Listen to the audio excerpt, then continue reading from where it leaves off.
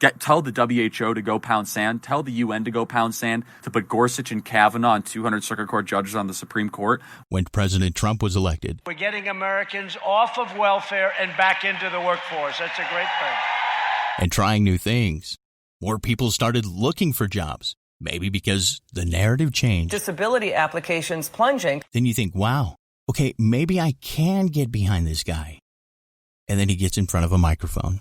You little pencil neck dummy. Pathetic guy. Low IQ individual. That guy's got a serious weight problem. Go home. I'm an extremely stable genius. And then he lies about the stupidest stuff. We had the biggest audience in the history of inaugural speeches. The biggest ever to watch an inauguration address. When he doesn't have to. Are you going to cut spending? I'm going to cut spending. We're going to cut spending big league. Trump signed a massive spending bill that adds hundreds of billions of dollars to the deficit. And by far, the most annoying thing he does, at least for me, is pat himself on the back at every opportunity.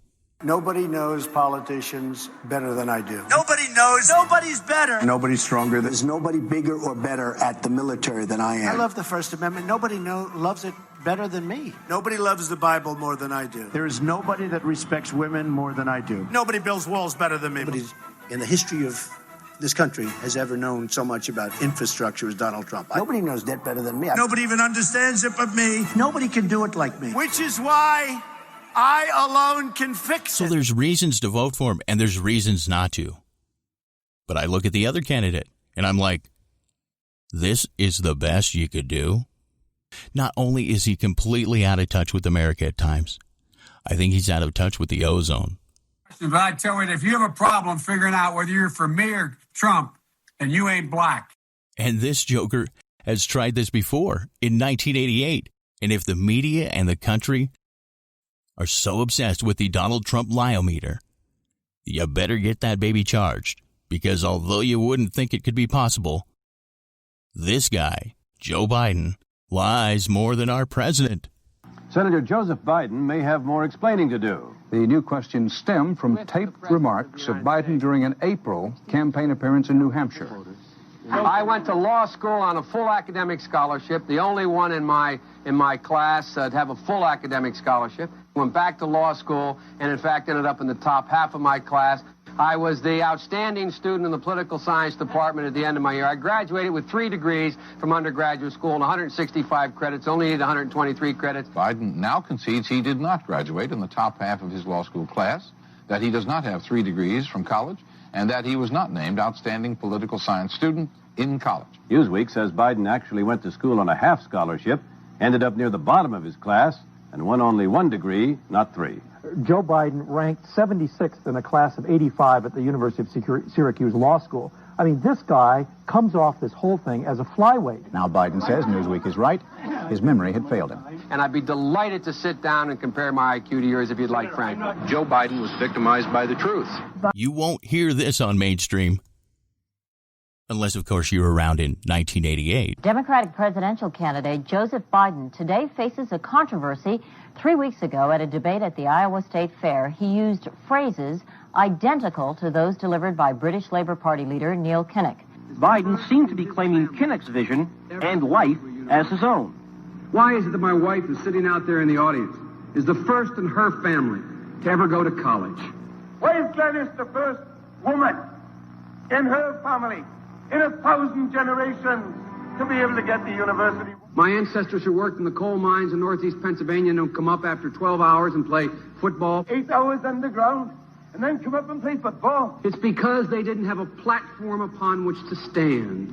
There was no platform upon which they could stand. The notion that every thought or notion or idea you'd have to go back and find and attribute to someone, I think is, quite frankly, ludicrous. The problem here is that Senator Biden told his audience he'd just been thinking about these things, and he failed to give any credit at all to his famous British speechwriter. You know, I was thinking on the way over here. Now, that's a little too much, because, as you point out, what's behind the words? What's there? And a lot of people, the rap on Biden has always been that it's just a surface. I mean, really? This is the best you could do? Joseph Biden admitted today that he committed plagiarism when he was in law school. He said it was a mistake, but that it was unintentional. He quoted 5 pages of someone else's work without proper citation. I've done some dumb things, and I'll do dumb things again. He was given an F. So, ladies and gentlemen, I've been dumb. To the political community in Washington, it all seems of a piece. Plagiarism at law school, plagiarism on the stump. The great communicator. Strike that. The great imitator. You don't steal verbatim, or when you do, as he did 99% of the time, you give credit. Biden's critics say he sells himself as a man whose words and visions can inspire a new generation in politics. But if the thoughts, phrases, and visions really belong to others, it's a form of false advertising. Is it a wise idea, though, to take something that personal, anyway, from another politician and try and appropriate it to your own campaign? I think it was a stupid thing to appropriate material that was really very personal, that was someone else's. Most people didn't know who he was, Joe Biden, and now they're going to say, oh, yeah, he's the guy who plagiarized. That's a lot of people. Politically, that's devastating. These clips are devastating. He looks like a Joe Biden wind-up doll with somebody else's words coming out. If they're going to do things that are stupid as well as immoral, then they're probably too dumb to have the job of president. Voters are going to have to decide whether he was dishonest or dumb. So maybe, just maybe, this divide among us is that subconsciously we realize that our choices aren't really that great right now for president. And that's a real bummer, because what we need right now is a leader. But whomever, remember, in the end of all of this, we are human beings. We are Americans, and our country is on fire.